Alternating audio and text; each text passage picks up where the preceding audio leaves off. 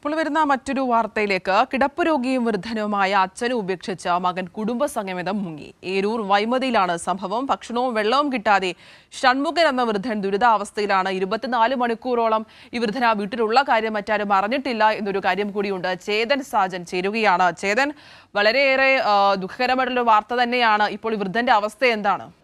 ആതിര, രാവിലെ തന്നെ നമുക്കൊരു ദുഃഖകരമായൊരു വാർത്ത തന്നെയാണ് ഇവിടുന്ന് റിപ്പോർട്ട് ചെയ്യാനുള്ളത്. ഇത് ഞാനിപ്പോൾ നിൽക്കുന്നത് ഏരൂർ വൈമേതി എന്ന് പറയുന്ന പ്രദേശത്താണ്. ഇവിടെ ഒരു വീട്ടിൽ കിടപ്പ് രോഗിയും വൃദ്ധനുമായ ഒരു അച്ഛനെ മകൻ കുടുംബസമേതം ഉപേക്ഷിച്ച് ടൂർ പോയൊരു കാഴ്ചയാണ്. വൃദ്ധനിപ്പോൾ നമുക്കറിയാം, ദൃശ്യങ്ങളിലൊക്കെ കാണാം. അദ്ദേഹം ഇവിടെ കിടപ്പാണ്. നമുക്ക് അദ്ദേഹത്തിൻ്റെ അവസ്ഥ കണ്ടാൽ തന്നെ മനസ്സിലാകും. കിടപ്പ് രോഗിയാണ്. ഒരു പരസഹായമില്ലാതെ ഒരു ഗ്ലാസ് വെള്ളം പോലും എടുക്കാൻ സാധിക്കാൻ പറ്റാത്തൊരവസ്ഥയിലാണ്. ആരോഗ്യപരമായി നോക്കിയാൽ അദ്ദേഹം വളരെ അവശനാണ്.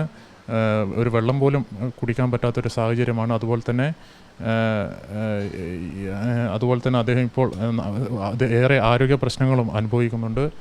സംസാരിക്കാൻ പോലും ആവാൻ പറ്റാത്തൊരവസ്ഥയാണ് ഇവിടെ കാണാൻ സാധിക്കുന്നത്. ഒരു മകനും 2 പെൺമക്കളും.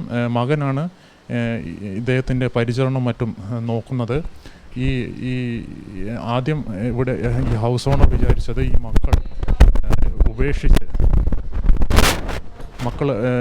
മക്കൾ ഇദ്ദേഹത്തെയും കൂട്ടി പുറത്തു പോയതെന്നാണ് ആദ്യം വിചാരിച്ചത്. പക്ഷേങ്കിൽ ഹൗസ് ഓണർ